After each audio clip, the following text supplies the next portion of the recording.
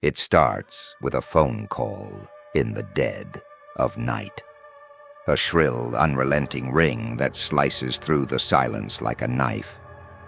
Unknown number. Ethan Carter hesitates, his heart already beating faster than it should.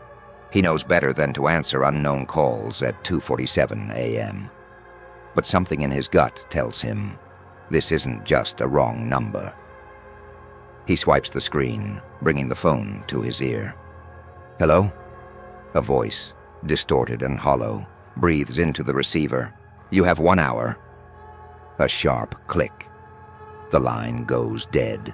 Ethan bolts upright in bed, his pulse hammering. 1 hour for what? He tries calling back, straight to voicemail. His instincts scream at him. This isn't a prank. This is something much worse. A message pops up on his screen. No number, just 4 words. "Check your front door." He throws off the sheets, rushing to the door. The air outside is crisp, laced with a tension he can't shake.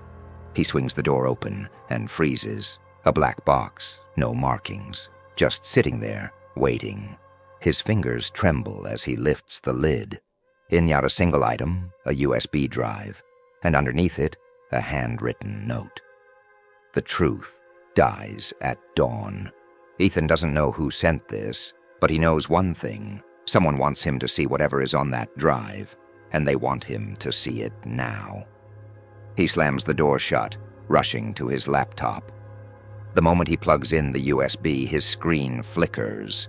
Then a grainy video begins to play. A man is tied to a chair, his face battered, blood dripping down his temple. He struggles weakly against the ropes. Then another figure steps into the frame, dressed in black, masked. The voice distorts through the speakers. "Ethan Carter, you have something that belongs to me." Ethan's stomach twists. He doesn't know this man. He doesn't know what they're talking about.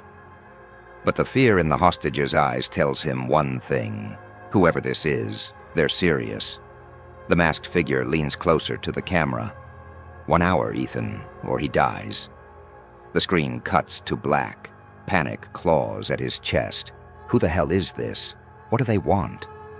He racks his brain, searching for any connection, any reason someone would target him like this. But there's nothing. He's just a journalist.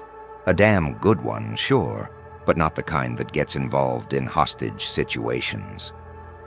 His phone buzzes again, another message. The clock is ticking. Ethan jumps to his feet. He needs answers, fast. He starts with the video, running it frame by frame, looking for any clue. There, a small insignia on the masked man's glove. A serpent wrapped around a dagger. He's seen that before. And then it hits him. A story he buried 2 years ago. Project Revenant. A classified Black Ops program that didn't officially exist. Whispers of government-sanctioned assassinations. Technology so advanced it could manipulate surveillance systems. And a hit list of people who got too close. Ethan had been one of those people. Until he pulled out. But someone hadn't forgotten. Another message flashes on his phone. Last chance. Meet at Pier 17. Bring the drive. Alone. The drive. He checks the USB again. There's only the video. But what if there's more? Hidden files, encrypted data. He doesn't have time to crack it himself. He grabs his keys and laptop and heads out, heart pounding. He knows walking into this is a death wish, but if he does nothing, someone dies. And if he hands over the drive, he loses any leverage he might have. His mind races. There's only one person who might help him, Harper Wells, a cybersecurity expert who owes him a favor. He speeds across the city, every shadow feeling like eyes watching him. When he reaches Harper's apartment, he bangs on the door. It takes a full minute before she answers, eyes half-lidded with exhaustion. "Ethan, do you have any idea what time it? Someone's going to die." He cuts in. "I need you to crack this, now." That wakes her up fast.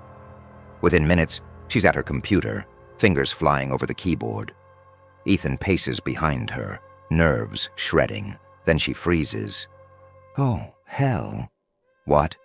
She turns to him, face pale. "There's an embedded file, a list of names, high-ranking officials, CEOS judges, all marked with either a check or an X." Ethan's blood runs cold. A hit list. His name is on it, with an X. His phone rings. Unknown number. He answers, his voice tight.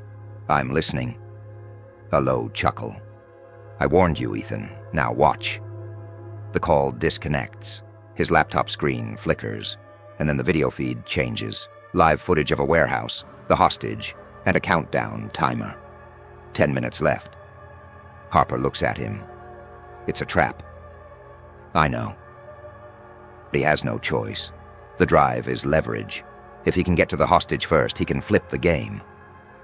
He grabs a gun from Harper's desk, one she pretends she doesn't own, and bolts for the door. The warehouse is abandoned, rusted metal creaking as the wind howls through broken windows. The moment he steps inside, the door slams shut behind him. Then, the lights flicker on. The hostage is in the center of the room, bound and gagged. The masked man stands beside him, knife in hand. "Right on time," the figure says. Ethan takes a slow step forward. "Let him go." The masked man chuckles. "You still don't get it, do you? You were never supposed to make it here." Then, gunfire. Bullets rip through the air as Ethan dives for cover. The masked man vanishes into the shadows. Ethan scrambles behind crates, heart hammering. He peeks around the edge. Movement. A second figure. A sniper. He doesn't think. He just moves. Rolling out from cover, he fires. One shot. Two. The sniper drops. But there's no time to breathe. Footsteps behind him. Ethan whirls, barely dodging a knife aimed at his throat. He counters, elbow slamming into his attacker's ribs. The masked man stumbles back, then lunges again. They struggle, fists and blades flashing in the dim light. Then Ethan sees his opening. He grabs the attacker's wrist, twists hard, and slams the knife into his chest. The man gasps, staggering back. His mask falls. Ethan freezes. It's someone he knows, someone he trusted. His editor, the one who told him to drop the Project Revenant story 2 years ago. The dying man chuckles, blood on his lips. "You never should have stopped digging." Then he collapses. The hostage is safe. The name's on the list, now in Ethan's hands. But this isn't over. Because if one thing is certain, it's that secrets this big don't stay buried. And whoever was pulling the strings, they'll come for him next. This was only the first warning.